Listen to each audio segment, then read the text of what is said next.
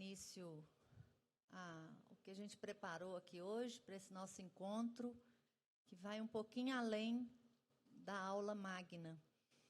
Primeiramente, eu gostaria muito de agradecer a todos os alunos e professores que aqui estão presentes e também os que nos acompanham pelo canal do YouTube do IPUC, em todas as unidades. Nós colocamos aqui, para deixar aí de nosso pano de fundo, um dos eventos que nós vamos realizar ainda esse semestre, em comemoração aos 60 anos do IPUC. Acho que vocês aí já acompanharam, porque toda hora a gente está noticiando alguma coisa a respeito, mas o IPUC, nosso Instituto Politécnico, que congrega as nossas 10 modalidades de engenharia, está completando aí este semestre, na verdade foi em julho, os seus 60 anos de tradição e excelência no ensino de engenharia. E, para isso, a gente programou aí alguns eventos, entre eles, depois vocês vão receber aí mais informações também, nós vamos fazer uma Olimpíada, que a gente está chamando aí de Olimpíada Diamante, do IPUC, E aí vocês vão fazer inscrição, quem tiver interesse aí, montar os seus times, suas equipes, para competir em diversas modalidades aí. Depois a gente vai informar. E hoje também, em primeiríssima mão, a gente quer compartilhar com vocês o nosso novo vídeo institucional do IPUC, que acabou de ser produzido e acabou de ser aprovado também. Nós temos aqui na PUC uma equipe muito boa que faz todo esse trabalho aí para a gente. Então, já quero agradecer aqui antecipadamente a essa equipe, que infelizmente não está presente, mas vale a pena a gente reconhecer o trabalho, que vocês vão ver que ficou muito bom. Então, em primeira mão, gostaria de apresentar aí o nosso vídeo institucional.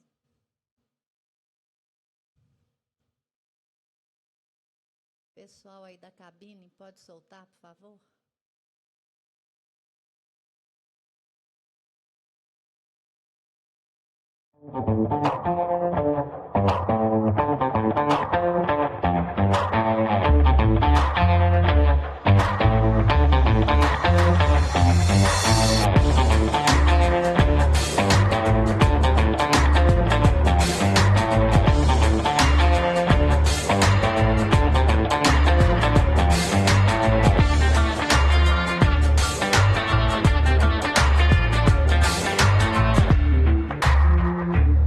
Os cursos de engenharia do IPUC formam um profissional à frente do seu tempo. Aqui, utilizamos a estrutura de 78 avançados laboratórios, que proporcionam uma experiência absolutamente diferenciada aos nossos alunos, que efetivamente experimentam o mercado de trabalho e aprendem a fazer. Esses espaços de aprendizagem são operados e projetados em conjunto com empresas nacionais e internacionais, que maximizam a empregabilidade dos nossos alunos, aproximando-os do mercado de trabalho.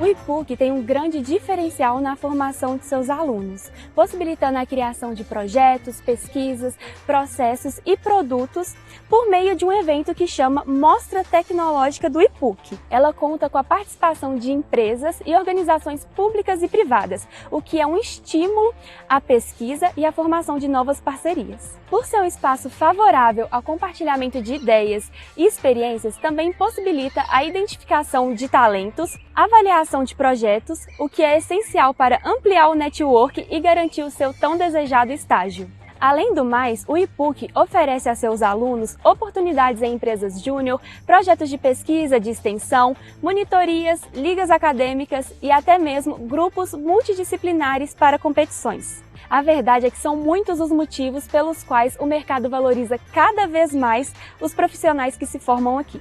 Buscamos experiências que vão muito além da sala de aula tradicional.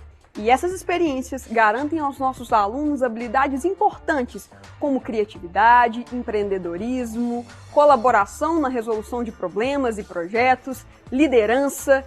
Isso, aliado ao nosso grupo de professores, que tem muita experiência, não apenas acadêmica, mas também de mercado, proporcionam ao aluno do IPUC um currículo diferenciado e ainda com possibilidade de dupla diplomação.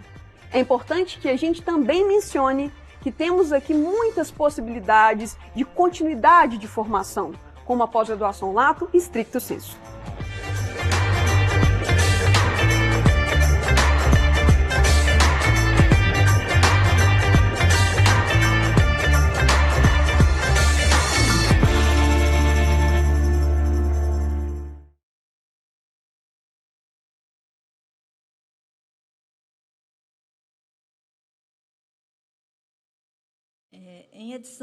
Em adição às comemorações dos 60 anos do nosso IPUC, estamos sensibilizados e emocionados em anunciar uma ação significativa que demonstra o espírito solidário e humanista que caracteriza nossa comunidade de engenheiros e que são marcos da PUC Minas.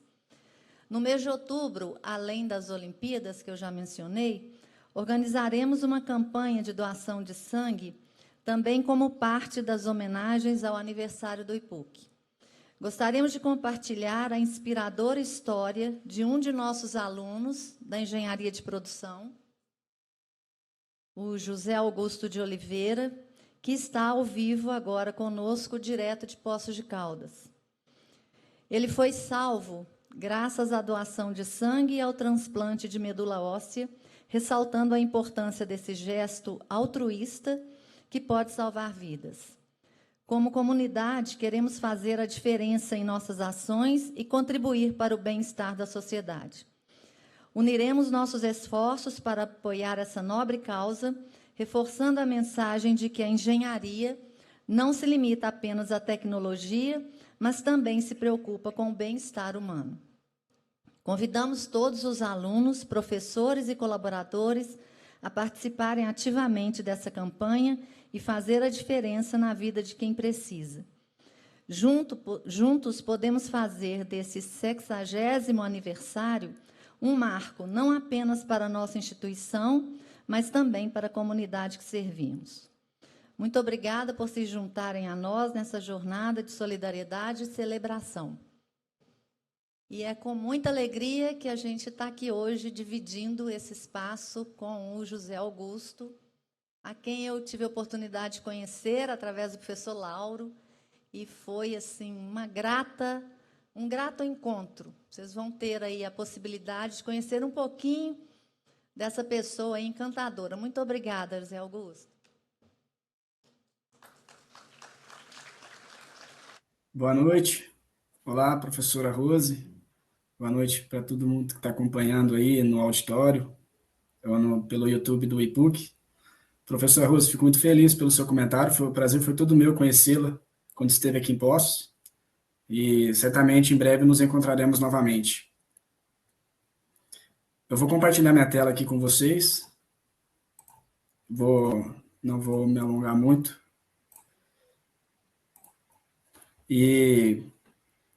Então, pessoal, boa noite, né, novamente. É um prazer enorme estar aqui. A professora Rose disponibilizou um tempinho aí da aula inaugural deste semestre para falar de um assunto muito importante. Vou compartilhar um pouquinho com vocês aqui rapidinho sobre a minha história. Meu nome é José Augusto de Oliveira. Eu sou estudante do curso de Engenharia de Produção da PUC Minas, do campo daqui de Poços de Caldas. Já estou no 10º período, portanto, já é o meu último semestre na PUC, mas certamente é o último como aluno de graduação. Quero continuar meus estudos na PUC, na pós-graduação, já estou pensando nisso para o ano que vem. Eu sou natural daqui de Poços mesmo, mas eu estudei por 2 anos na PUC, aí do Coração Eucarístico, morei 2 anos em Belo Horizonte, de 2018 a 2020, foi um período muito especial na minha vida, fiz grandes amigos, eu morei numa república, aí na rua Dom Lúcio Antunes, bem pertinho da pracinha do Corel, Então, eu tenho muitas lembranças muito boas da época que eu estudei em BH, dos amigos que fiz, dos momentos que vivi aí em Belo Horizonte, no meu estágio, na época lá na FCA, hoje é Stellantis, né? Mas tenho muito carinho por Belo Horizonte. E então, essa aí é uma breve apresentação sobre mim. Como eu falei, eu sou daqui de Poços de Caldas, é uma cidade bem conhecida por todos, né? É a maior cidade do sul de Minas, uma cidade turística aqui, por conta das suas águas termais, com propriedades medicinais, portanto, é uma cidade muito abençoada. Temos aqui um campus da PUC, um excelente campus. Fica o convite para que todos possam vir conhecer um dia.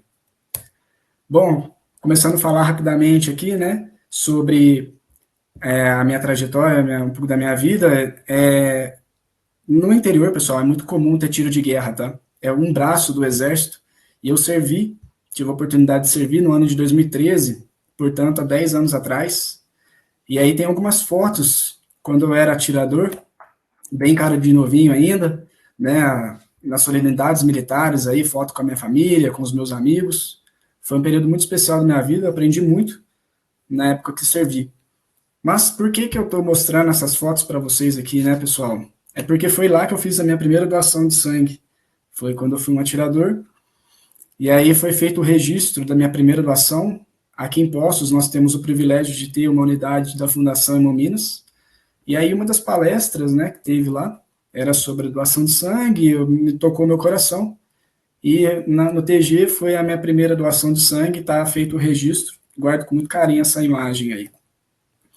E aí tem todo o meu histórico de doação, tá, gente? Que, como eu falei, começou lá em 2013, já era um problema muito comum a falta de sangue nos hospitais e no Hemominas, mas eu comecei a doar lá em 2013 e de forma ininterrupta até 2020. Eu fui doador de sangue fidelizado, ou seja, a cada 3 meses eu estava doando sangue. Eu só parei em 2019 por conta de uma tatuagem que eu fiz, né? Esse é um impeditivo temporário de doações, mas aí conta um pouquinho do meu histórico de doador. Só que em 2020 aconteceu uma coisa comigo, né? Não foi a pandemia que me impediu de continuar as doações, mas é porque em maio de 2020 eu recebi o diagnóstico de leucemia, que é popularmente conhecido como câncer no sangue.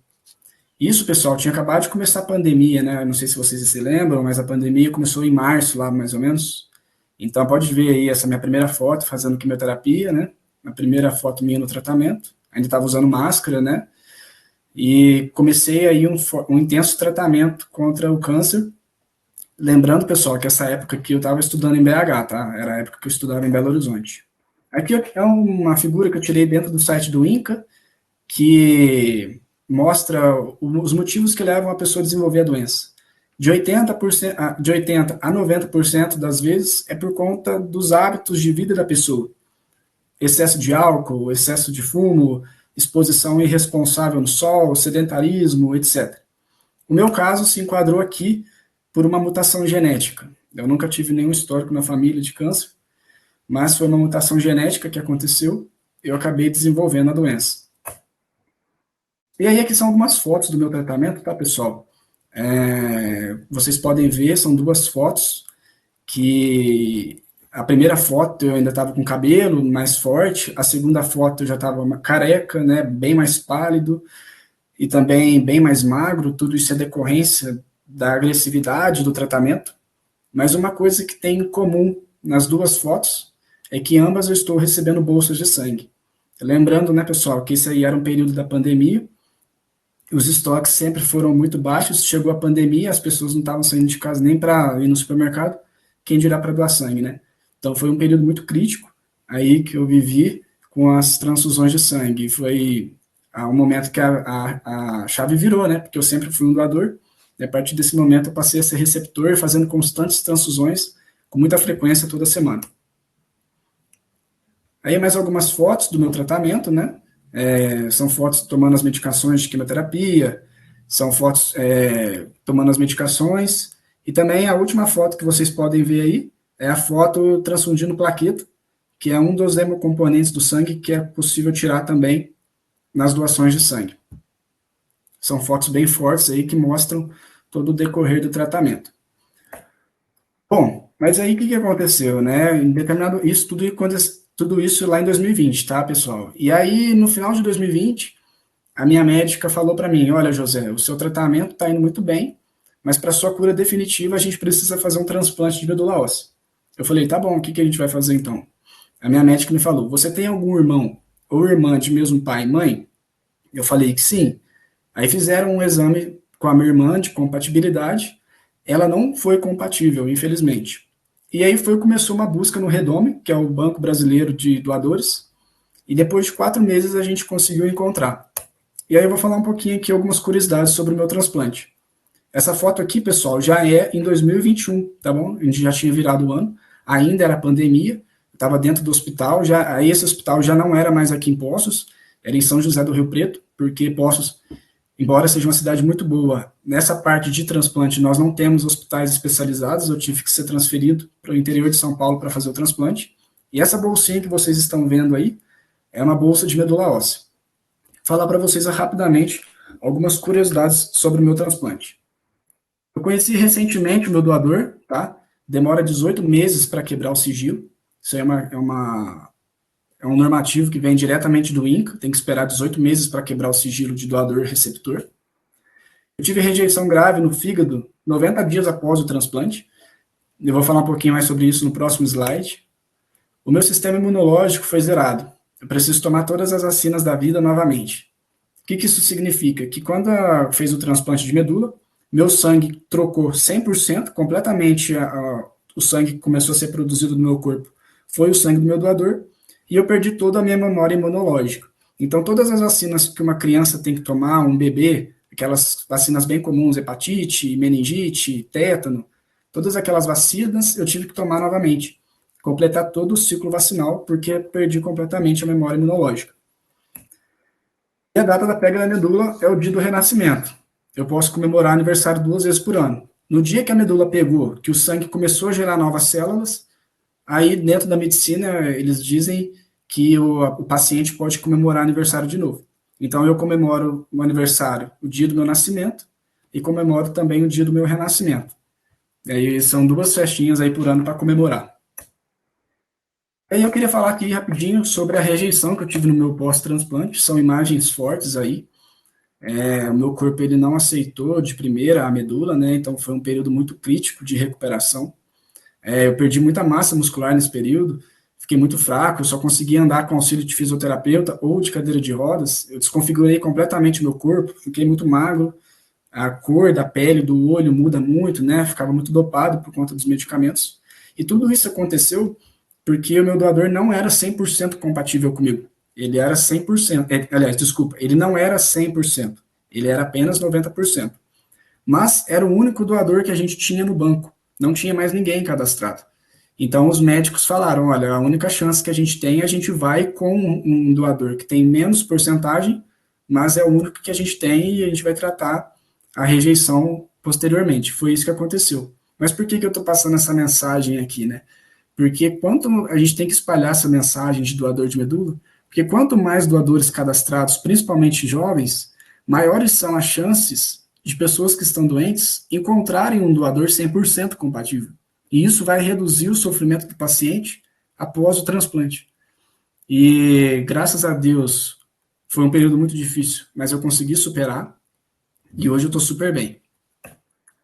Bom, mas fazendo um rápido resumo aqui, né? Depois de diversas sessões de quimioterapia e radioterapia, foram mais de 100 bolsas de sangue e plaquetas transfundidas nesse período aí, né? Lembrando que era pandemia, né, pessoal?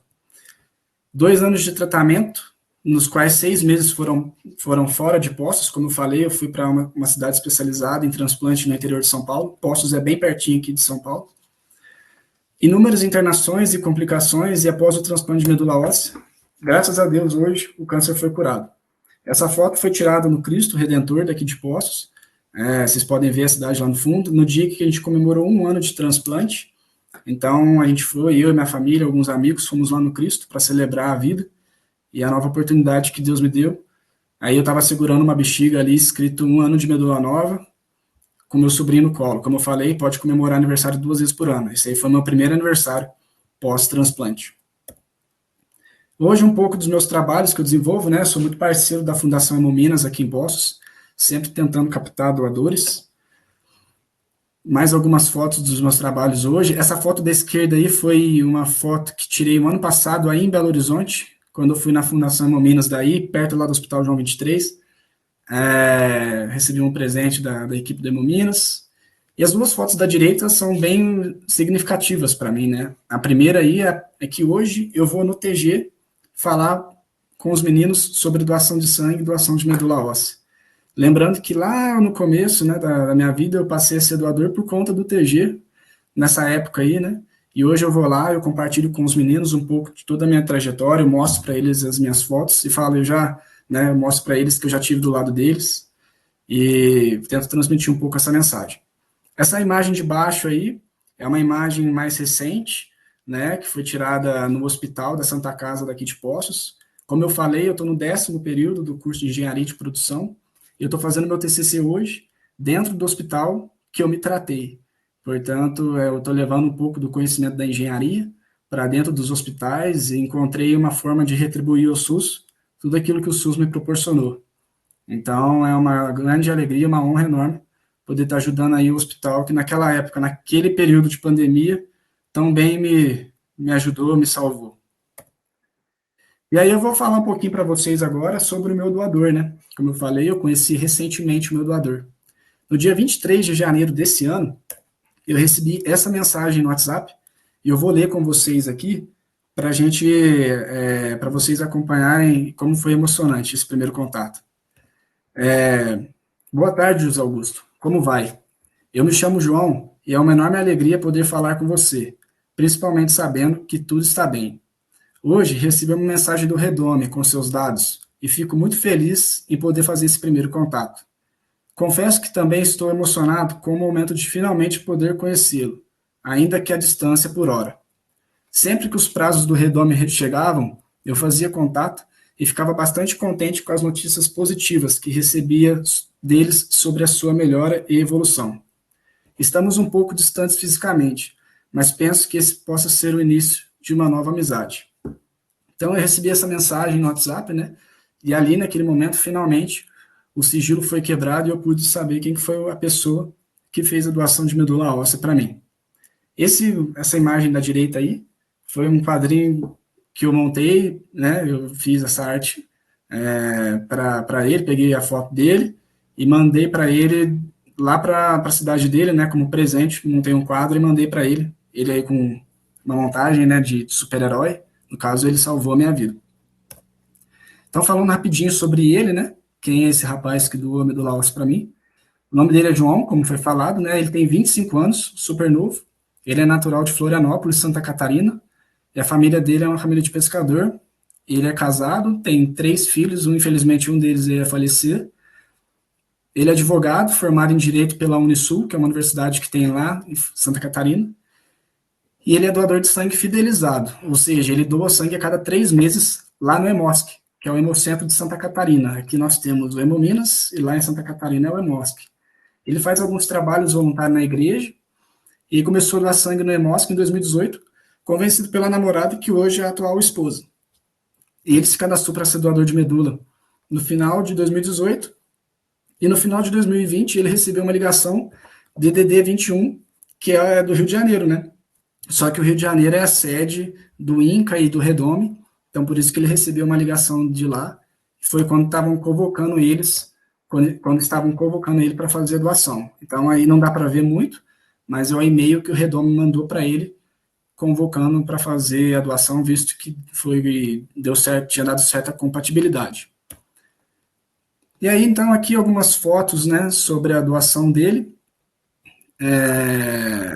Pode ver, né, pessoal, que as fotos, ele está usando máscara, isso tudo novamente era pandemia, então ele fez um ato de coragem muito grande, porque ele saiu lá de Florianópolis, deixou a esposa, né, pegou o aeroporto, correu riscos para fazer uma doação para mim. No caso, era uma pessoa, hoje ele me conhece, mas na época ele nem sabia quem eu era, e eu também não sabia quem ele era. Então foi um grande ato de amor, um grande ato de coragem, as doações que a doação que o João fez. Então, depois de algumas solicitações, né, na terceira solicitação, o Redome é feito a quebra de sigilo, E aí ele recebeu do Redome o e-mail com os meus dados. E foi aí que ele fez o primeiro contato comigo, naquela mensagem que eu mostrei para vocês. E aí, o que aconteceu nos últimos meses? Tivemos a oportunidade de nos conhecer pessoalmente. Essa foto foi tirada na PUC daqui de Poços, ele veio para cá em junho, né? Então, essa foto tá feito o registro aí do nosso encontro presencial. Foi um grande evento que nós fizemos aqui na PUC. Ele veio aqui para Poços, ele passou alguns dias aqui em Poços, no feriado de junho. Aí eu apresentei, como eu falei para vocês, Poços é uma cidade turística, ele nunca tinha vindo aqui. Apresentei Poços para ele, para a família, e obviamente a gente fez um grande evento na PUC, fizemos a palestra juntos, e fizemos um grande evento de captação de doadores de sangue, doação de medula, no campus daqui da cidade. Pode ver que essa foto aí é direto do Instagram da PUC de Poços, né? Então, foi um evento muito legal que a gente fez aqui. E aqui são as nossas famílias, agora o nosso vínculo é eterno, né? Hoje, 100% do meu sangue, todo o sangue que corre na minha veia, cada gota de sangue que corre na minha veia, corre nas veias dele também. Então, o nosso vínculo é eterno. Então, querendo ou não, ele é meu novo irmão de sangue. Ganhei de tabela aí ainda uma querida cunhada e 2 sobrinhos. Essas aí são as nossas famílias. Então, para fechar, pessoal, eu gostaria de propor uma breve reflexão para vocês, né? O que vocês preferem, doar sangue ou receber? Pensar nos 2 contextos, né? Quando você doa e quando você recebe. Quando você está doando é porque você tem saúde, você está saudável. E quando você está recebendo é porque alguma coisa aconteceu, você está com algum problema, com alguma doença. Essas 2 fotos mostram, né? Essa foto que eu tirei, a primeira, foi uma das últimas doações que eu fiz. Eu nem imaginava o que ia acontecer comigo depois. E essa foto, logo depois aí, eu já estava doente, né? Já era pandemia. Então, assim, eu conheço bem os 2 lados da moeda, tanto da doação quanto da transfusão. Sei da importância da doação e sei para quem doa, sei como faz bem para quem doa e sei como salva quem recebe. Então, hoje faz parte da minha missão levar essa mensagem para frente. Então, espero poder tocar o coração de vocês aí, não sei quem já doou. Se nunca doou, que passe a doar. Quem já doa, que continue doando com frequência, porque isso realmente salva vidas e eu sou a prova viva disso. E aí, pessoal, como a professora Rose falou, né, no começo, vamos fazer um evento dia 24 e 25 de outubro, comemorar aí os 60 anos do IPUC, que é importante, obviamente, para vocês que serão futuros engenheiros, serão lideranças daqui a alguns anos nas empresas de vocês levarem essa mensagem de doação para frente, incentivar as pessoas, e a gente vai estimular isso já dentro da universidade. Então, dia 24 e 25 de outubro vai ser um evento que a Hemominas vai fazer aí dentro da PUC, tá? Eu vou estar presente nesses dias aí, faço questão de participar, assim como fizemos aqui em Poços, também vamos fazer aí. E aí está o QR Code, quem já tiver um interesse pode escanear aí, já fazer o pré-cadastro, porque depois vamos passar mais informações para quem fizer o cadastro aí.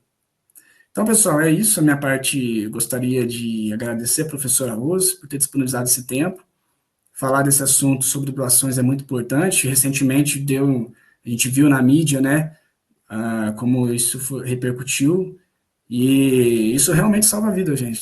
Doação de órgãos, doação de sangue, doação de medula. O Brasil é um país muito solidário, mas a gente ainda peca muito na questão das doações, visto que apenas 1,4% da população é doadora de sangue com frequência. Mas então é isso, gente. Era essa a minha mensagem. Agradecer a professora, o espaço disponibilizado. Estarei à disposição para qualquer dúvida, tá bom? Obrigadão.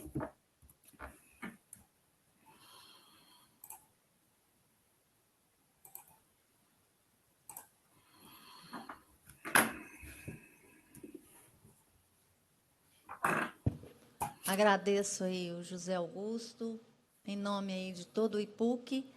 E, gente, o coração desse menino é indescritível.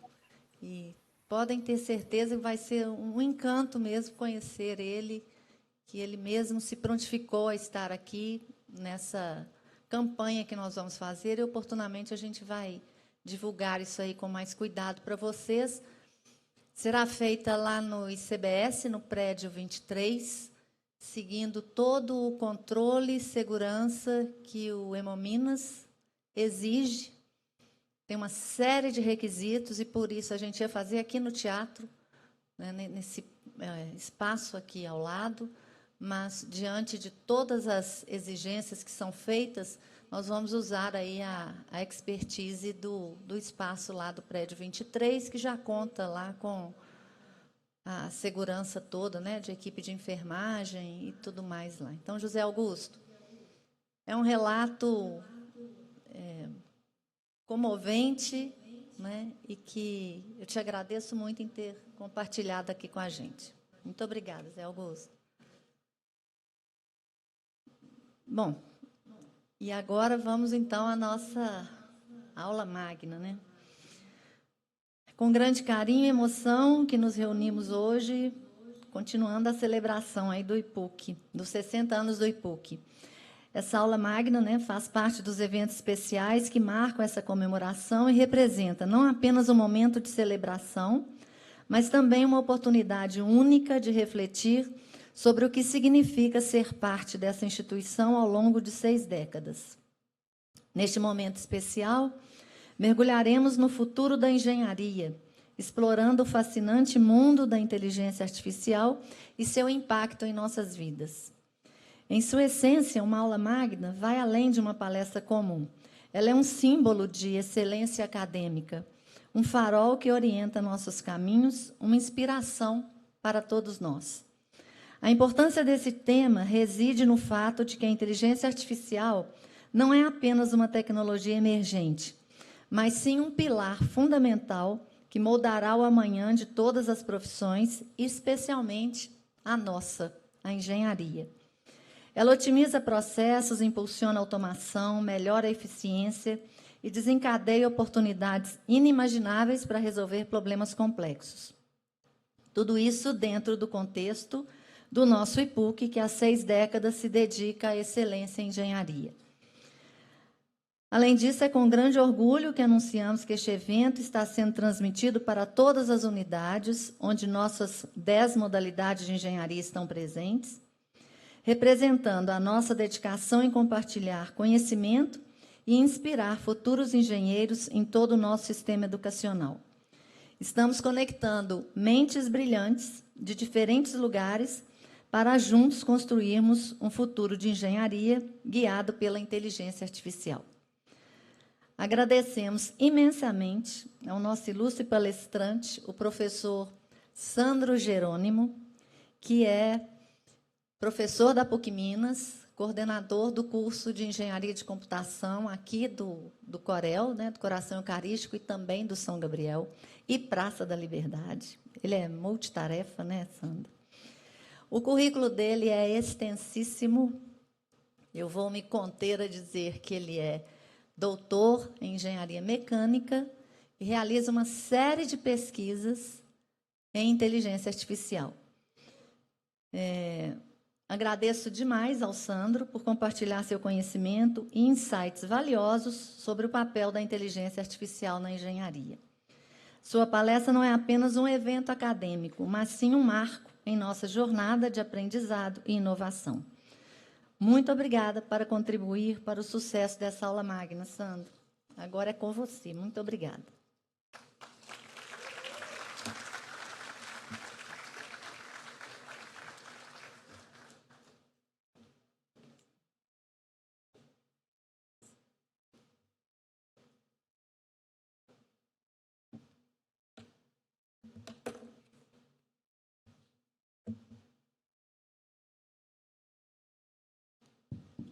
Pessoal, boa noite a todos.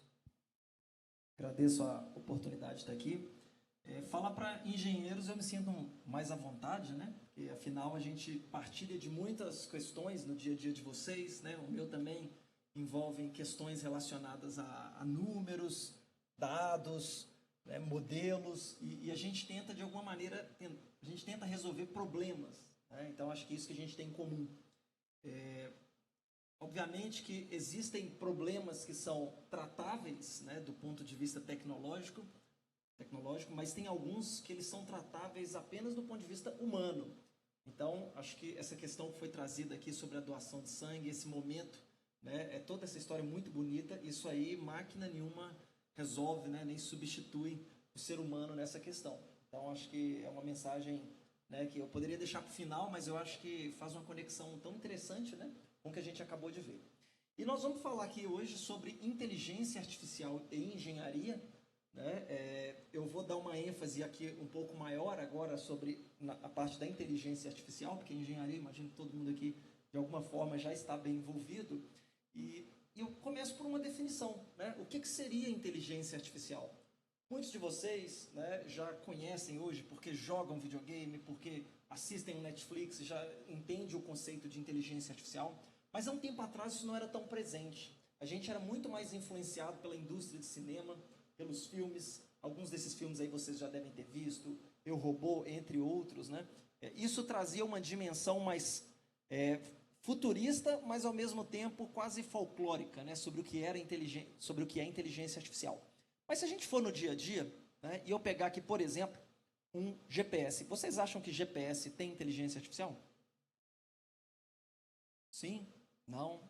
Né? Alguns vão falar assim, não é tão inteligente, ele só mostra uma trajetória, né? Mas eu poderia dizer para vocês que, de acordo com a literatura, tem muita coisa de inteligência artificial, mesmo nesses GPS mais antigos. Tá?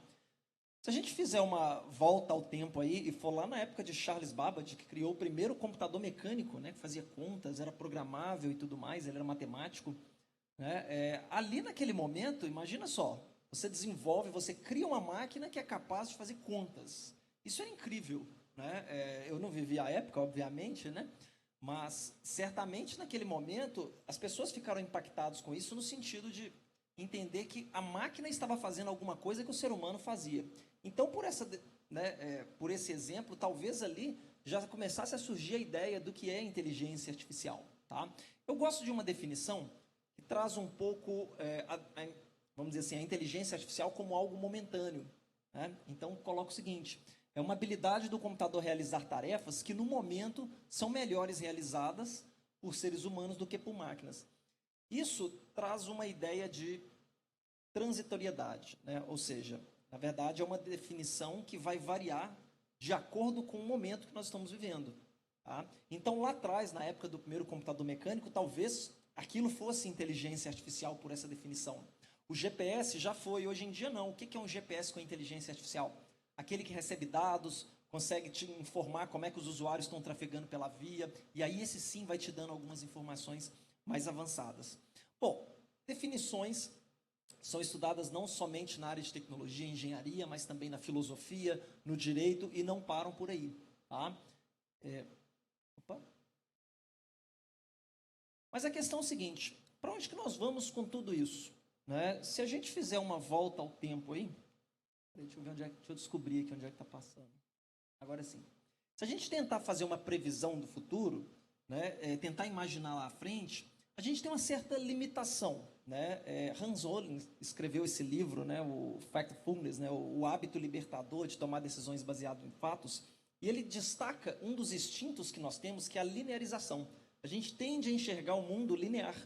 Peraí, nos últimos 10 anos aconteceu isso, então nos próximos 10 anos vai acontecer algo mais ou menos seguindo uma trajetória. A gente faz muito esse exercício. Só que a tecnologia e as novas questões que vão surgindo, a gente talvez não tenha tanto controle para poder imaginar para onde que nós vamos. Essa que é a grande questão. Se a gente for ali, por exemplo...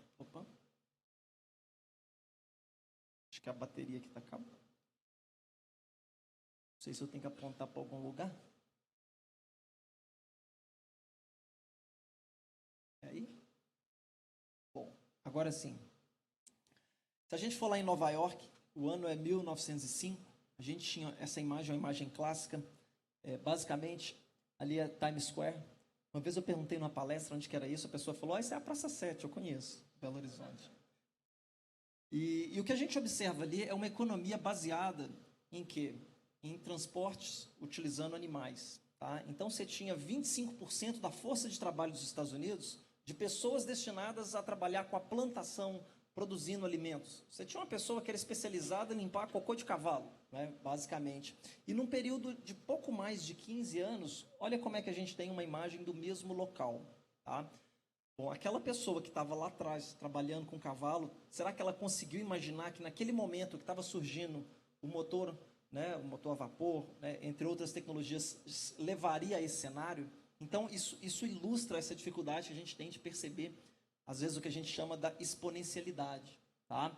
E existe um outro conceito muito interessante, que é o conceito da singularidade. Eu vou explicar ele para vocês, mas, basicamente, essa figura, ela mostra, ao longo do tempo, como que a gente tem um aumento do poder computacional. Então, com $1.000, a gente consegue fazer quantos cálculos, né, por unidade de tempo?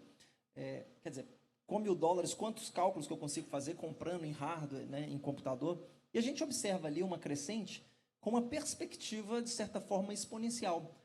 Imagina que em um determinado momento a gente teria capacidade de simular, reproduzir todas as células de um pequeno inseto. Depois isso vai chegar para um mamífero e daqui a pouco a gente conseguisse representar o conhecimento e toda a estrutura de um ser humano. A hora que isso acontecer, a gente chegaria na chamada singularidade. Isso poderia ser ainda mais dramático, porque a gente poderia ter o computador sendo capaz de representar toda a humanidade, né, dentro de um computador. E o que vai acontecer quando a gente chegar nesse momento? Ou melhor, será que a gente vai chegar? Será que a inteligência ela está no nosso cérebro? Será que não está na alma? Porque se estiver na alma, talvez a gente não vai chegar nunca. Então ficam essas questões. Mas a gente tem alguns pontos que a gente poderia tentar traçar o futuro. Né? Então, por exemplo, a inteligência artificial vai substituir o ser humano na minoria das tarefas. Ou ainda, na maioria das tarefas. Ou vou chegar em um ponto que eu vou ter uma superação, né? Que eu vou atingir a singularidade.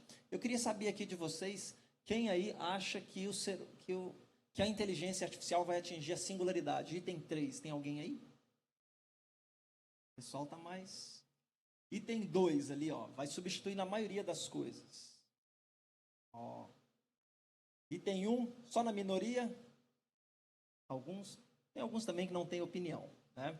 O fato é o seguinte, a gente não sabe até que ponto que essa tecnologia, ela avançando ou não, ela vai estar ao nosso favor, né? Ou a gente vai disputar algo com ela. Eu não tenho resposta para essa pergunta. Isso aqui é um exercício de bola de cristal. Né? Talvez daqui a alguns anos a gente volte aqui e discuta sobre o que de fato aconteceu. Tá? Mas o fato é que tem instigado várias discussões, várias questões. Né? Recentemente, agora acho que no mês de abril, de maio, né? A gente tem aí a organização dos produtores de conteúdo nos Estados Unidos, né? Dos roteiristas, fazendo alguns protestos, greve, não sei se vocês viram isso, alguns de vocês, relacionado à questão da IA generativa, né? A gente está falando aí de tecnologias baseadas no chat GPT, que geram conteúdos, e um dos itens, não era só essa pauta, a pauta deles envolvia várias questões, né, de condição de trabalho, mas um dos itens era exatamente essa questão da geração de conteúdo.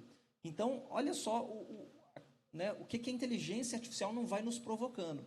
Tem um gráfico que, ele, embora seja um pouco antigo, né, mostrando alguns, foi produzido lá atrás, veiculado pela BBC, ele traz uma perspectiva da inteligência artificial nos próximos anos, até 2037 em Londres, tá? Ou melhor, no Reino Unido. Então, ali nós estamos percebendo que se vocês olharem no eixo X, a gente tem o quanto, né, de empregos vão ser criados ou destruídos.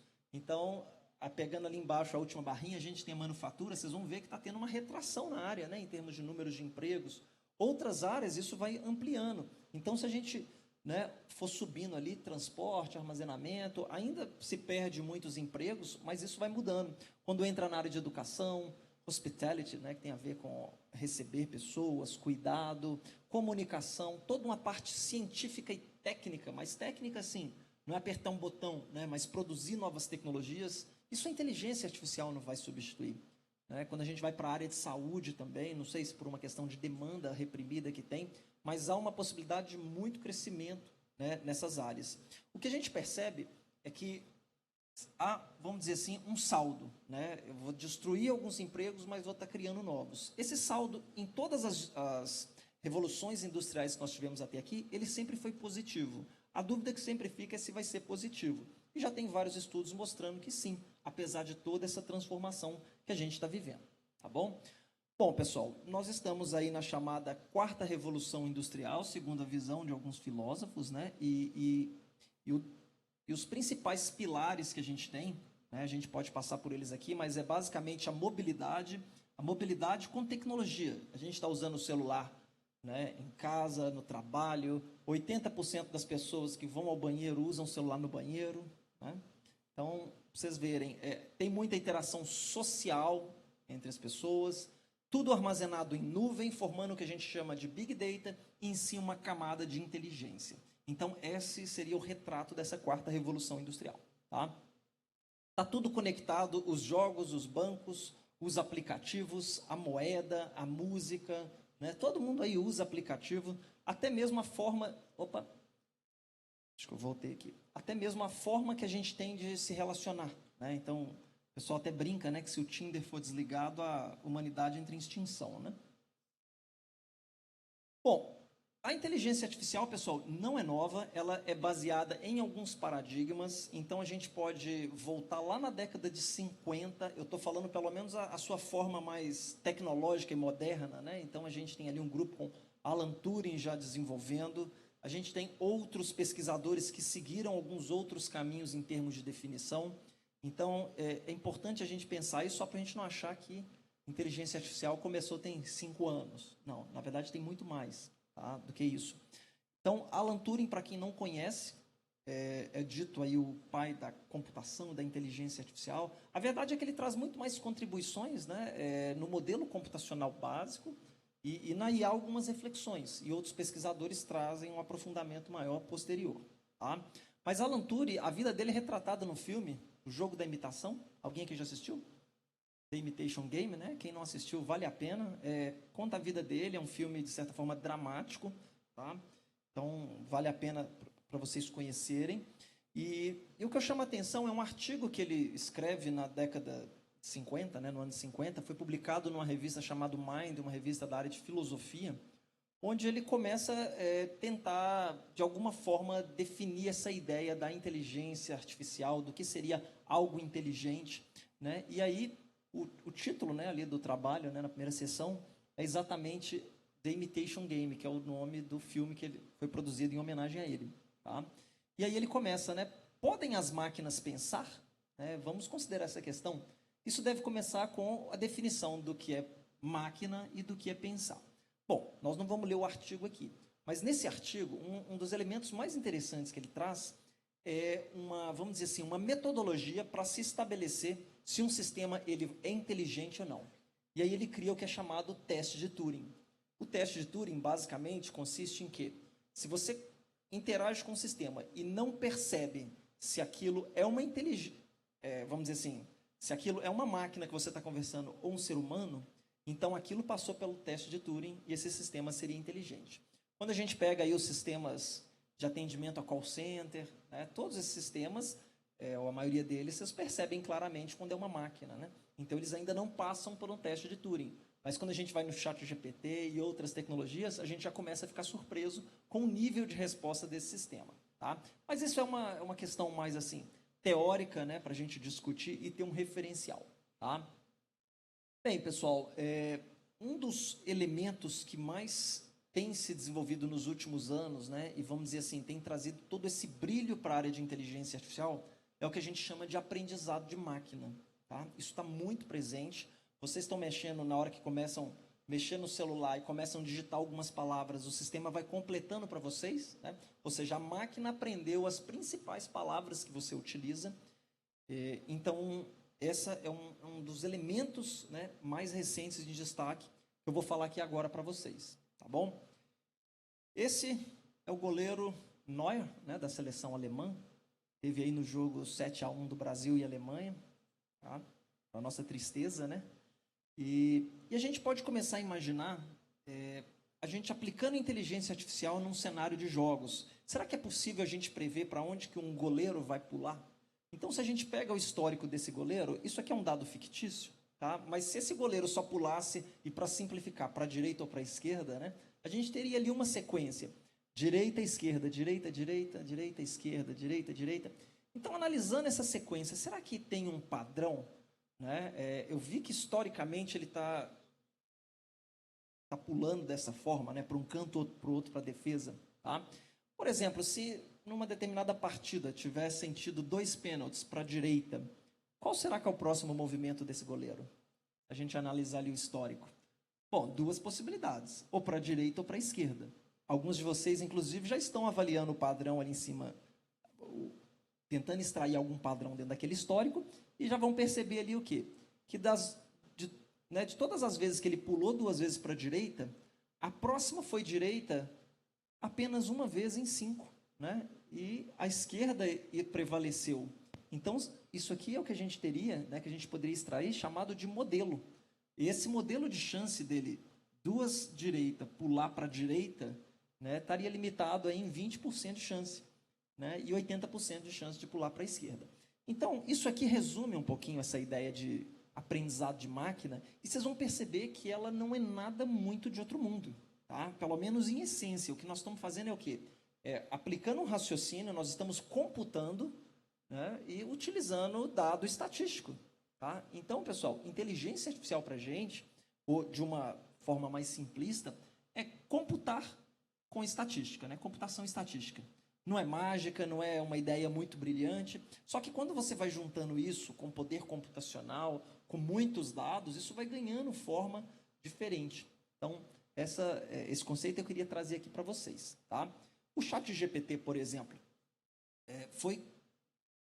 usa, né, vamos dizer assim, algoritmos de aprendizado de máquinas publicados há mais de 80, lá na década de 80, década de 90, até antes um pouco, só que ele foi combinando isso até que em 2019 propuseram um artigo científico, né, um modelo chamado BARD, e esse modelo foi usado como base para o ChatGPT. Tá? Mas, basicamente, quando você vai lá e digita uma palavra, né, olha só, aparece ali, vai, volta. Né? Então, ele já tem um modelo computacional, geralmente a gente chama isso, pode ser uma rede neural artificial, assim, de forma muito simplificada, tá? Onde eu tenho algumas entradas e ela vai me dando uma saída. O que o ChatGPT faz é ampliar essa rede, né? Se vocês observarem ali, a gente contar quantas ligações entre aquelas bolinhas a gente tem, mais ou menos, deve dar umas 30 e poucas ali, são chamados parâmetros, né? Porque eles têm um valor. Então, nós estamos falando aqui, numa rede neural com 32. Agora, imagina, o ChatGPT tem 170 bilhões de conexões dessas. Tá? Isso não dá para fazer mais no computador pessoal de vocês. Né? Eu, por exemplo, sei lá, 10 anos atrás, 15, 20, eu usei rede neural artificial, onde eu treinava no meu computador pequenininha, gastava 15 horas ou mais. Né? Computacionalmente era muito intenso. Agora, imagina a gente pegar toda a internet e criar pegar um grande poder computacional e criar uma rede gigantesca. Tá? Isso fica inviável para a gente.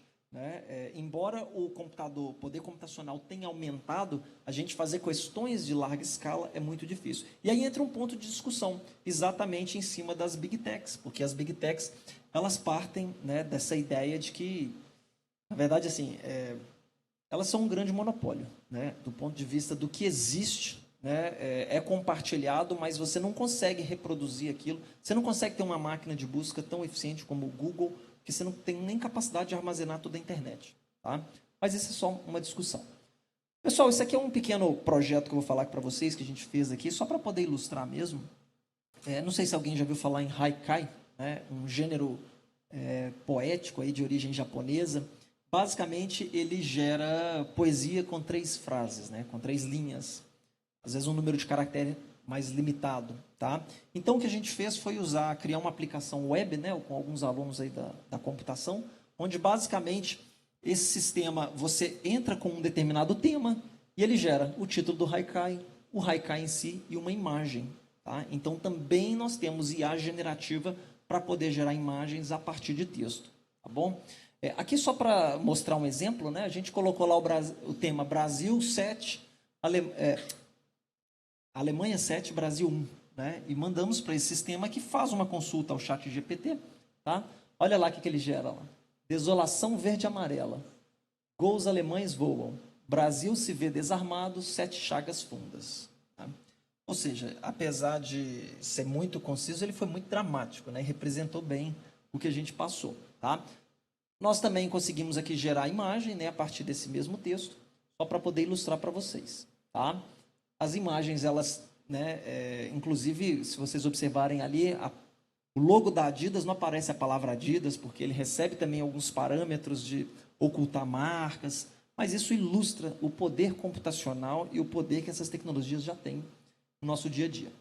Bom, vamos falar aqui um pouco de aplicações, né, com uma certa ênfase mais na engenharia, mas a gente tem que pensar que inteligência artificial está sendo aplicado em tudo quanto é contexto. Tá? Então, não é só em problemas na indústria, que também tem bastante aplicação, mas eu tenho no comércio, eu tenho na educação, eu tenho vários segmentos. Aqui na própria PUC, a gente já está conversando sobre projeto, por exemplo, baseado na forma como você interage no Canvas. Será que eu consigo perceber se você vai parar de frequentar uma disciplina com antecedência? Será que eu já não posso fazer alguma coisa? Opa, peraí, tem um aluno aqui que ele não está interagindo muito. Será que eu já não consigo ter uma inteligência que detecta e ela mesmo já sugere algumas ações que eu vou deixar cadastrado? Tá vendo? Então, isso é só um exemplo, né, dentro de uma área. Vocês devem ter visto uma revolução que a gente teve aí dos bancos digitais. Todos eles são baseados em inteligência artificial. Não fica ninguém do outro lado ali aprovando o empréstimo. Tá? Isso tudo foi permitido por tecnologia. Tá? Bom, pessoal, desde os assistentes pessoais que começam, né, a serem utilizados, até mesmo em projetos, vamos dizer assim, de exploração espacial. Em Marte, a gente simplesmente usa inteligência artificial para poder conseguir fazer exploração espacial. Não dá para usar um robô controlado remotamente, porque o sinal até chegar lá, não sei quantos minutos, 3 minutos, 8 minutos, aquela coisa toda. Se o robô estiver na beira de uma cratera e você mandou aí, até mandar voltar já era, né? Então, ele tem que ser autônomo o suficiente, com sensores, para poder ter todo esse comportamento.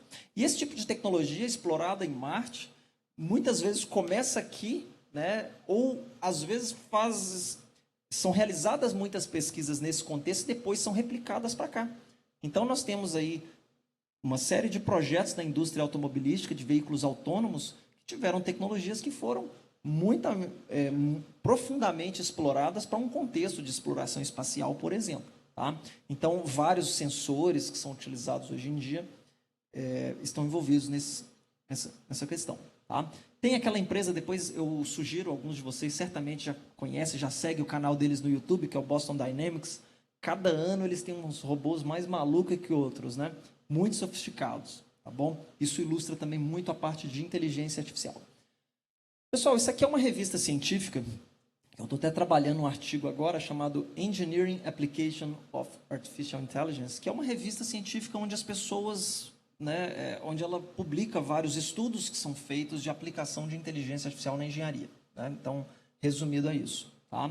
E assim, o nível de aplicações é tão amplo que às vezes até olhando eu não imagino que certas coisas estão sendo usadas. Né? Então, desde robôs subaquáticos que estão sendo, né, implementados com inteligência artificial para fazer checagens de tubulações em águas profundas.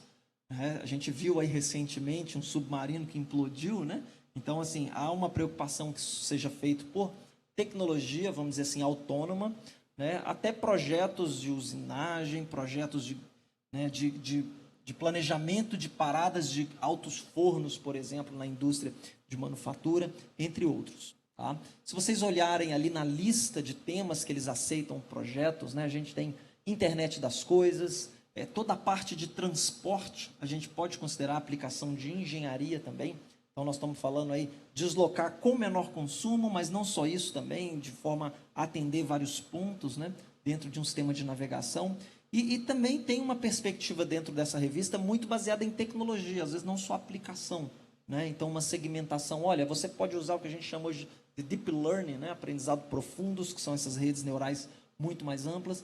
Então, assim, eu não vou passar todos esses casos aqui, mas é só para ilustrar para vocês que existem, né, muitos locais, vamos dizer assim, que já têm concentrado estudos e resultados de inteligência artificial em engenharia. Tá bom? Esse aqui é um vídeo que eu acho bem interessante, foi publicado também numa mídia dessas acadêmicas, científicas, né? Mas ele mostra uma implementação de um sistema de detecção, vamos dizer assim, um sistema para garantir maior segurança no chão de fábrica.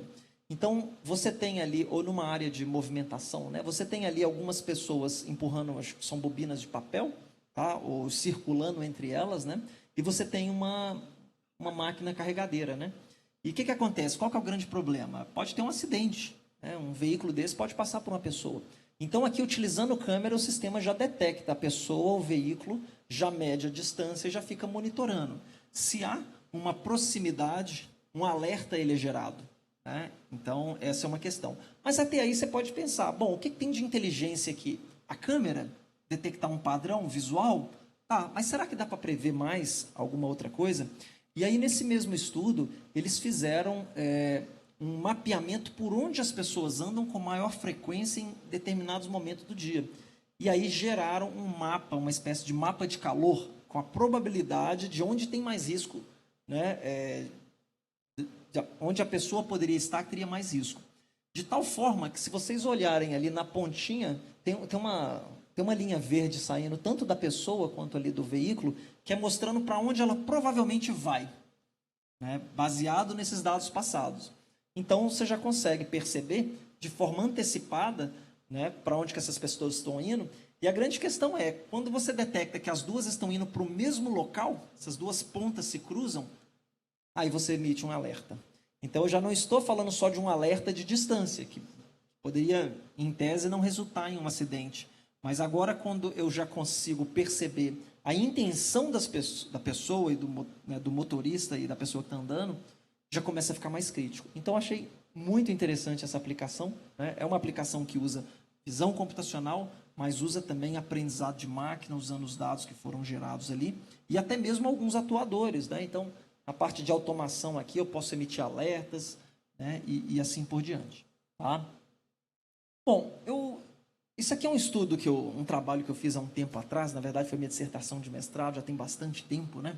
Onde eu trabalhei com um sistema para simulação de mosquitos. Né? Olha que coisa maluca. A gente queria criar uma ferramenta, não sei se alguém já jogou aqui SimCity, um jogo, né, onde você basicamente planeja uma cidade como ela vai crescendo. Então, a nossa ideia aqui era o quê? Você como se você fosse o secretário de saúde daquele município e você teria que escolher ações que minimizasse o contágio, né, o crescimento da população de mosquitos. Então, nós criamos um sistema com o conceito de agente virtual ou agente inteligente. Né? Eu tinha os mosquitos que interagiam, eles tinham um certo comportamento e tinha uma dinâmica. E essa população vai crescendo. Né? Então, a gente fez esse trabalho e ele serve para a gente testar algumas estratégias. Há pouco tempo atrás, eu não sei se vocês viram, mas tem vários estudos, e isso acontece ainda, do pessoal liberar, fazer umas alterações genéticas em mosquito e soltar no ambiente. Vocês já viram? Tá? A grande questão é, isso funciona? Será que não é, vamos dizer assim, subestimar a natureza, né? E todo o darwinismo que tem por trás disso? O mosquito tem mais de 50 milhões de anos. Ele é da época dos dinossauros, estão aí, né? E nós aí, né, bem menos tempo do que isso.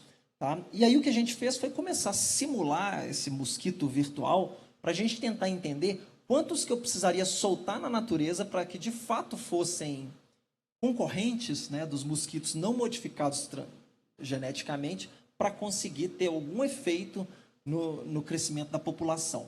E a gente foi fazendo algumas simulações até chegar ali que a gente conseguiria reduzir de mais ou menos 20% para 7% de infecções, né? Na verdade, de produção de ovos. Mas para eu fazer isso, eu teria que ter 200% de mosquito a mais do que os não transgênicos. Né? É algo muito difícil. Né? Primeiro que você não sabe nem quantos mosquitos tem voando, né? Do que dirá você produzir tanto assim nessa escala. Tá? Mas foi interessante. Isso aqui foi mais um trabalho que foi discutindo alguma dessas abordagens. Tá? Bom, aí, como eu gosto de ver essas coisas voando, eu comecei a trabalhar com avião depois. E aqui eu comecei a trazer essa ideia, né? Será que eu não consigo, ao invés de ficar simulando mosquito, mas avião, e perceber uma companhia aérea como uma rede e começar a perceber que há decisões que podem ser tomadas em tempo real, com inteligência artificial, para ter uma melhor operação? Tá? Não estou falando de um planejamento para daqui 30 dias, como é que vão funcionar, mas imagina que nesse momento aconteceu uma intempérie climática e fechou um aeroporto em Congonhas. Como que essa companhia poderia se reorganizar para poder tomar as melhores decisões? Né? Porque isso traz impacto em escala de em passageiros, mas escalas também de pilotos. Então, a gente começa a trabalhar nessa linha. Foi um projeto que eu fiz parte dele nos Estados Unidos, na Universidade Estadual de Ohio e também na UFMG. né, lá no departamento de engenharia mecânica. Tá? Então, a gente tem uma ferramenta de visualização de dados e uma ferramenta que a gente consegue pegar dados reais, né? A gente usa a tecnologia de internet das coisas. Eu tenho uma anteninha que eu coleto dados de avião até num raio de 400 metros, né? E começo a coletar esses dados e depois eu reproduzo fazendo testes do tipo e se? Né? Então, eu começo a inserir alguns eventos nessa rede e começo a perceber e aí tomar decisões. Só que tem por trás disso um algoritmo que a gente trabalha, que esse algoritmo vai escolhendo a melhor estratégia. É como se ele fosse um jogador de xadrez. Tá? Aqui tem um estudo que eu vou mostrar para vocês que a gente fez, uma aplicação. Existe o que é chamado de jet stream, né? Que são algumas correntes de vento pelo globo. E essas correntes na aviação, elas podem ajudar ou atrapalhar. Né? Porque se o vento estiver a favor, ótimo, né? Você pega carona, vai mais rápido, gasta menos combustível. Agora, se estiver contra, você vai ter que acelerar mais aí para poder compensar isso. Tá? Então, a hipótese que a gente levantou aqui foi o seguinte: existem dados climáticos disponíveis. Né? Inclusive, isso é disponível publicamente, alguns modelos. Será que se eu souber com antecedência que eu vou ter uma corrente de vento, ou eu prever uma corrente de vento, uma jet stream, será que eu não posso mudar o meu planejamento para voar mais rápido? Então, foi isso que nós fizemos. Basicamente, nós pegamos um conjunto mais limitado de voos nesse experimento nosso aqui inicial, tá? E nós começamos a alterar a altitude que a aeronave ela poderia subir. Tá? Então, imaginando que ela pudesse subir 1.000 pés ou 2.000 pés a mais do que já estava previsto, ou descer um pouco mais. Né? Lá em cima tem um vento, vamos lá. Quem faz isso muito é o pessoal que navega com balão, não é isso? Quando eles percebem uma corrente, eles sobem mais o balão para poder aproveitar isso. Então, nós começamos a estudar essa estratégia. Tá? E aí, aqui é um resultado muito breve, só para vocês terem uma ideia, mas a gente conseguiu aí uma economia de pouco, vamos dizer assim, entre mais ou menos 0,5% de combustível, né, aplicando essa estratégia. Se pegar uma companhia aérea como a Gol, por exemplo, 1% de combustível no ano dela corresponde a mais de, sei lá, 5 milhões de dólares. Né? Então, assim, pelo tanto que ela consome, 30% do custo de uma companhia aérea é combustível. Então, esse é um exemplo de aplicação de inteligência artificial que a gente está usando para poder fazer uma companhia operar de forma mais eficiente. Tá? Lógico, isso aqui ainda está em fases, né, de estudos, interações até mesmo já tivemos aí com algumas dessas companhias, mas só para vocês perceberem. Tá? Isso aqui foi um outro experimento que nós fizemos, mais numa etapa de calibração. Esse é um voo da Chapecoense, não sei se vocês lembram, né, um voo que caiu, né, mataram vários, né, quase todo mundo do avião. Então, a gente estava replicando esse voo e analisando algumas estratégias que poderiam ter sido tomadas na reta final, vamos dizer assim, para evitar o acidente. O piloto, basicamente, ele tinha que fazer uma parada e ele não fez. Né? E aí, ele não teve combustível para chegar até o final. E aí, chegando ainda próximo do aeroporto, ele não teve uma autorização, ele teve que dar 2 voltas e aí caiu ali numa região, faltando basicamente 10 milhas náuticas, dá 20 quilômetros até o destino final. Muito pouco, né? Então, a gente começou a analisar algumas estratégias, tá? Como, por exemplo, alterar a altitude, porque a altitude também influencia no consumo de combustível, né? Entre outros. Tá? Bom, um outro projeto aqui, só para poder ilustrar também, esse aqui até com um ex-aluno, né? Hoje ele é Head de Inteligência Artificial na Vale, e basicamente o que a gente estava tentando fazer é prever a quantidade de ferro em uma amostra. Uma mineradora, antes dela decidir explorar uma região, ela faz algumas análises químicas do solo. Só que essas análises elas têm um custo, né? Então, a gente estava querendo ver análises que foram feitas em outras regiões para tentar extrair um padrão e reduzir o custo e ter que fazer talvez menos análise numa região nova a ser explorada. Então, por exemplo, você pega uma amostra do solo, 50% do custo dessa análise com reagentes, você gasta para analisar a quantidade de ferro que tem. E outros 50% para analisar outros materiais. O pessoal de engenharia química vai olhar isso aqui e está tranquilo, né? Então, o que a gente estava querendo fazer é o seguinte: bom, eu analiso esses outros elementos e tento prever quanto que eu tenho de ferro. Eu reduzo em 50% o custo de laboratório. Tá bom? Então, acabou que no final das contas ele falou: se chegar a 99% de precisão o nosso modelo, dá para implantar na empresa. Mas acabou que não chegou, ficou em 90%, mas serviu para ter um insight legal do que daria para fazer, do tipo de padrão que tinha naqueles dados. Tá? Bom, então, isso aí. Isso aqui são projetos acadêmicos que a gente faz com os alunos aí, às vezes, nos períodos iniciais ou quando estão tendo alguma disciplina prática em laboratório que envolve inteligência artificial. Mas nós trabalhamos aí num projetinho de um irrigador inteligente, né? Então, você tinha basicamente um Arduino e dentro dele rodava uma rede neural artificial com informações que recebiam de sensores de umidade e temperatura. E a saída desse pequeno computador era se ligava ou não uma água ou uma ventoinha, né, para poder manter a planta em condições ideais por mais tempo. A gente não programava as regras, a gente dava exemplos para ele do que a gente esperava e esse sistema se adaptava para poder agir nessa condição, tá bom? Mas isso é só mais uma ilustração, tá bom?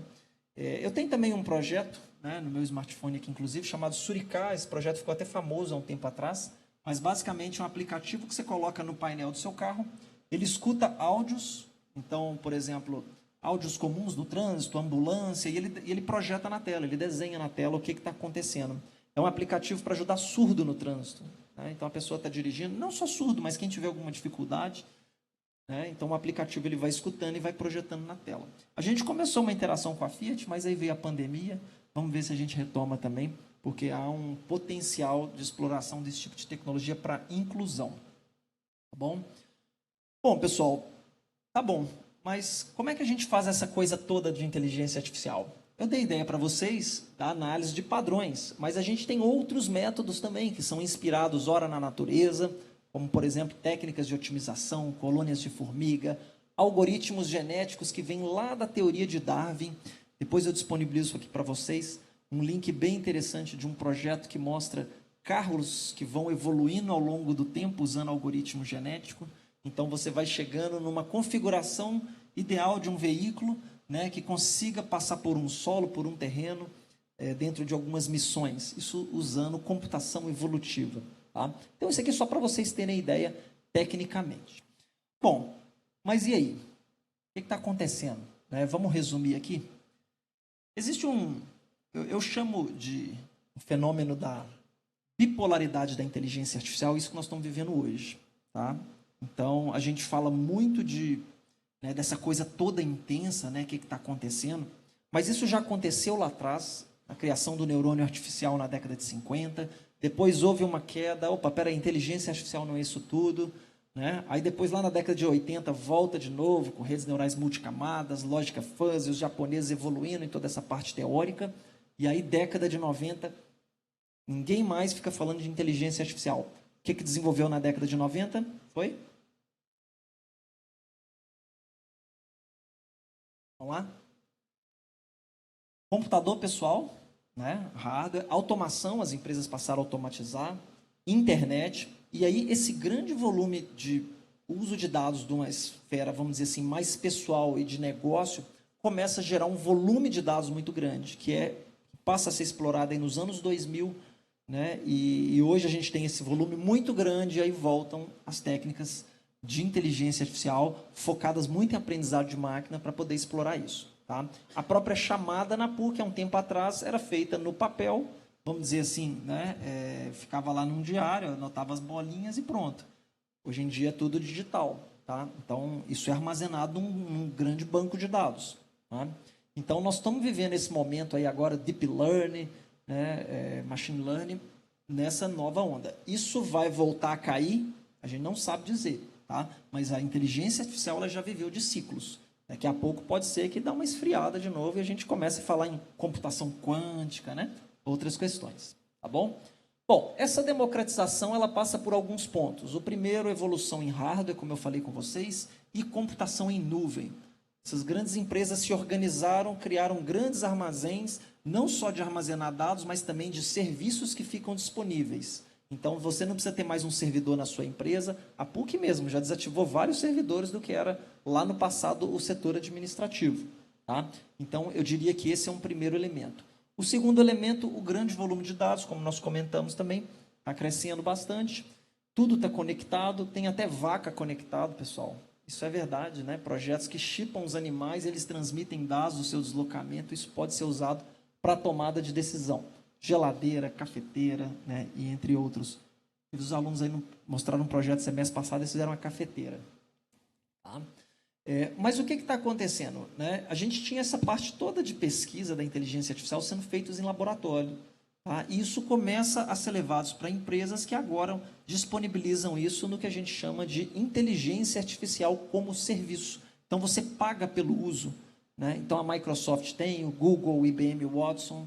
Né? Você conecta a sua aplicação, você conecta a sua indústria num serviço desse e, automaticamente, isso é feito a um custo fixo. Né? Então, existe o conceito de API ou API que possibilita isso. Tá? E aqui, só para poder ilustrar, se vocês forem lá no site da Microsoft, clicarem em serviços cognitivos, lá tem um serviço de visão que é detecção de emoções. Então, você envia uma foto e ele fala qual que é o sentimento das pessoas naquela foto. Tá? Então, ali, se vocês olharem aquela menininha, ela tem ali mais ou menos 80% de surpresa. Tá? Ou seja, esse serviço, para fazer isso, a gente gastava, pessoal, sem brincadeira, 2 anos, 3 anos, treinando, pegando um monte de fotografia, marcando, né? Um trabalho extremamente difícil. Hoje em dia, você faz isso com menos de 15 minutos. Tá? Para o pessoal que já mexeu aí com algoritmos para engenharia, né, ou mexe com programação, basicamente você precisa de 5 linhas de código para consumir esse serviço, né, onde você vai definir qual que é o seu usuário, qual que é a API do serviço, né, na web, então o que você vai enviar e depois a resposta. Você basicamente está passando isso para um sistema que está processando e devolvendo para você.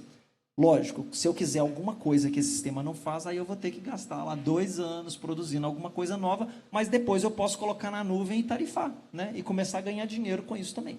Tá? Essa que é a grande questão. Bom, Big Data, tudo isso, né? Hoje a gente fala de Deep Learning, que é quando a gente pega esse conjunto de recursos e começa a dar uma escala nele muito maior, com muito mais profundidade, redes neurais com muito mais níveis de camada. Tá? Isso leva a várias aplicações. Esse slide aqui é do IBM Watson.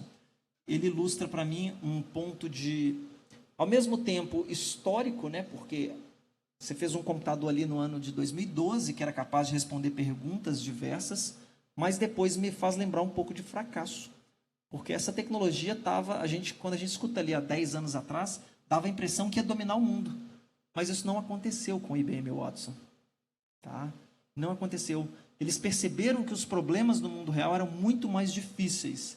Então, isso aqui eu trago para poder mostrar esse declínio, de certa forma, da inteligência artificial em tempos atuais. Tá? Acabou que vingou foram outras coisas. Né? Foi Netflix, recomendação de filme, né? É isso aí que está, Spotify, ChatGPT, né? Mas num contexto mais limitado. Tá? É isso.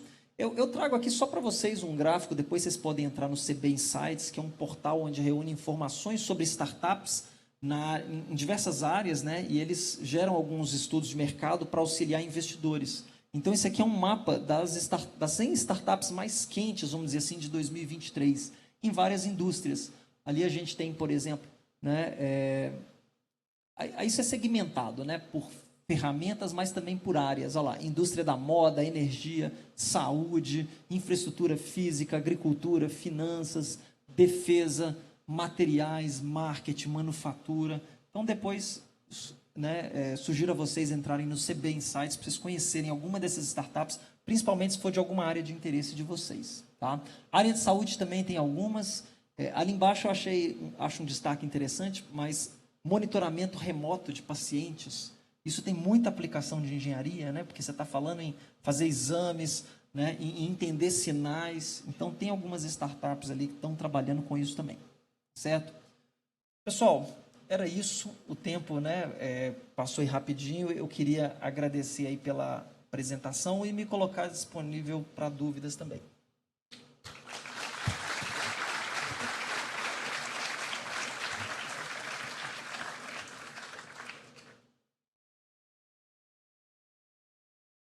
Obrigada, Sandro.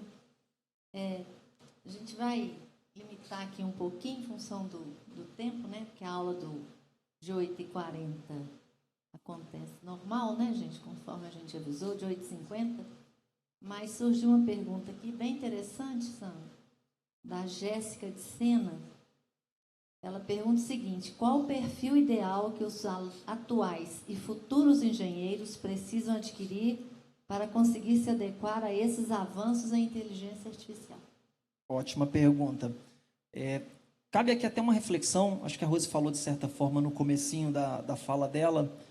A PUC hoje, por exemplo, ela tem um curso de graduação em ciência de dados. Mas se você me perguntar, né, o curso do futuro é o curso de inteligência artificial, ciência de dados?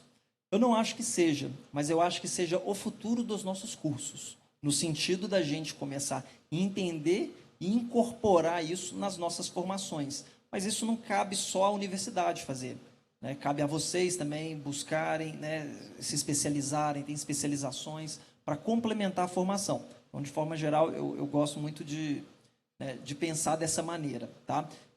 A gente está falando aqui, pessoal, não é que a gente tem que transformar todo mundo em um cientista de dados, mas em cidadãos de dados. Pessoas que consigam perceber dados, consigam minimamente entender como que aquilo é estruturado e usar ferramentas que busquem informações para ela. Isso pode ser, inclusive, de formas até mais simples, como, por exemplo, usar ferramentas de visualização de dados. Eu sei de muitos engenheiros, porque eu dou aula na pós lá da Renata, que usam, por exemplo, Power BI, né, que são ferramentas muito interessantes para poder fazer análise visual de dados. E isso caminha também no sentido de ferramentas de inteligência artificial. Então, tem algumas ferramentas que não têm programação, por exemplo, que você consegue criar um modelo de previsão, desde que você entenda o conceito, o que é entrada, o que é uma base de teste, né, como que eu faço isso, e gera um modelo para testagem e depois até implementação. Tá? Então, eu acho que é buscar informação, acho que aprender algoritmos é algo extremamente importante. Quando eu fiz parte do meu doutorado lá nos Estados Unidos, eu lembro que eu me relacionava muito num departamento próximo ao departamento de geografia. E lá os geógrafos programavam. Eu achava aquilo incrível, porque eles conseguiam resolver vários problemas, né, relacionados a dados com geoinformações, georreferenciados. Então, algoritmos é importante, pessoal. Acho que isso vocês têm na universidade, mas quem achar que, né, gostou, quer investir mais, tem cursos de Python que vocês podem fazer, né?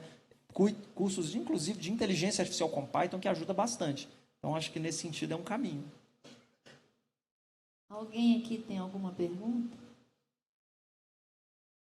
Alguma aí, Laura? Apareceu alguma aí de algum dos auditórios? Bom, Sandro, então, agradecer mais uma vez, né? E a oportunidade, o compartilhamento das informações. E é isso aí, né? Cada um fazer o seu diferencial para ser o melhor engenheiro diferencial aí no mercado, né, Sandra? Então é isso, gente. Muito obrigada. Obrigado. Boa noite a todos aí.